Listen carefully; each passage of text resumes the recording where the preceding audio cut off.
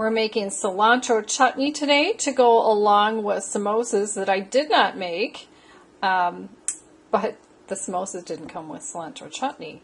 It's a traditional Indian dish. I'm going to show you how to make it. The first three ingredients I chopped up and put into this tiny little bowl are first some ginger, and I slice it off and then I peel off the edges and I chop it up into little pieces, and it's actually the bottom of this bowl. Actually, I measure it in this teaspoon because I want a teaspoon, but it's okay if it's not flat. So that's in the bottom of the bowl. Then the next thing I chopped up was a jalapeno pepper, and you can either use one small or a half of a large. And I had a large jalapeno here, so I only chopped up half. And then the last thing is one garlic clove from here, and I cut the paper off and chopped it in little pieces, and that's what's at the top. And then next, I'll show you what we're going to do with cilantro. For the cilantro, you're going to want 1 cup of packed cilantro. So I've already washed a bunch of it in my salad spinner, and I'm going to show you, there are a couple ways to get these leaves off. So the slow way is to pick all these little leaves like this and then chop them up somewhat, but that can take a really long time, and I don't know about you, but I'm very busy and I don't have time to do all this. So what I do is I'll take a bunch of them and get the leaves all together, and then take my big knife and just start cutting.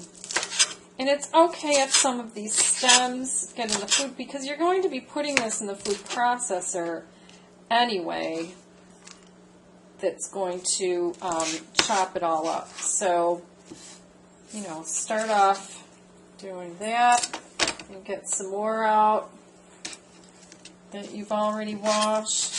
And give it a little chop. Just coarsely chop it. And those of you who are in India who really know how to make your favorite cilantro chutney probably have a different way. And I haven't made a samosa recipe yet, but samosa? Yeah, that's it. Usually I buy them at Whole Foods. They're so good, and then I get their cilantro chutney, which is also very good. But this time I brought them frozen at Trader Joe's, and they're really good. I heat them up at a higher heat than they say in the box, but that just works for me. I like them really hot and a little bit crunchy on the outside. Okay, so you see how these are coming to the top, but that's not tightly packed, so I want it tightly packed. So some of you who work with cilantro all the time are probably getting frustrated saying, just do it this way. But I didn't grow up with cilantro around the house, so it's still kind of a new thing to me. I like it in wraps. I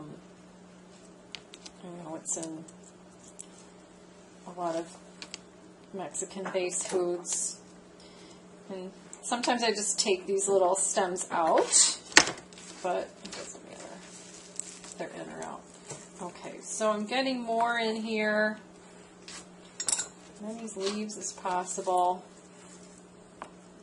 and it's getting close. I'm going to do the rest of what I washed here just because I can. And then after this is chopped, we're going to go over to the food processor, where I've already brought that little bowl of ginger, garlic, and jalapeno, and I have a few more ingredients over there.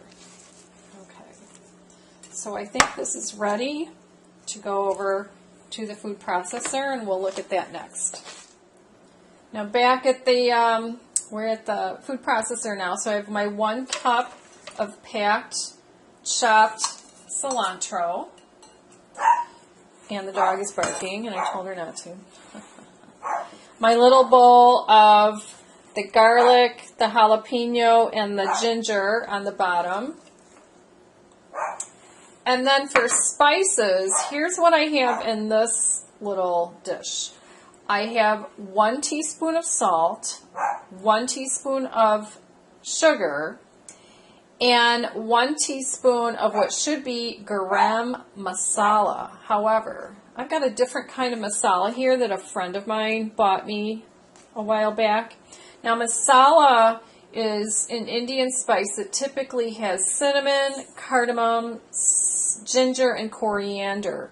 So if you have those 4 spices in your cabinet, then you can just make up your own teaspoon of that. Again, cinnamon, cardamom, ginger, and coriander. But this box, I was looking at the side of what's in it, and it's just kind of funny.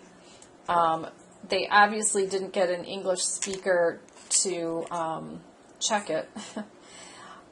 This one probably has some cinnamon in it, clove leaves, cumin, coriander. It has black pepper, which I think is really black pepper. It has chili, but it's spelled C-H-I-L-L-Y, so kind of funny.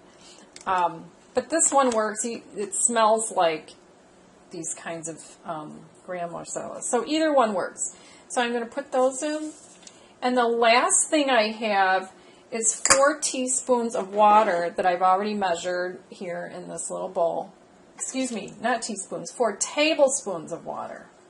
And you can add more water if you need to, but typically I don't need to. So I'm going to turn it on.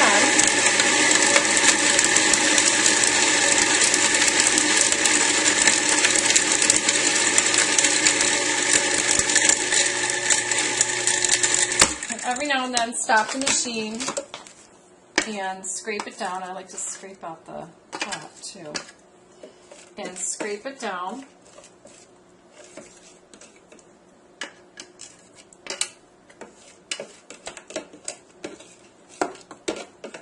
And I'm going to do it again.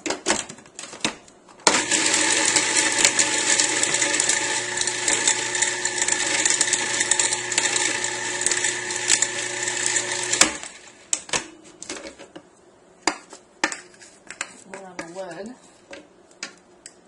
And so this is probably between chopping the cilantro and getting this all pressed down. And you probably have whatever is your favorite texture for this. Every family's going to have what they like.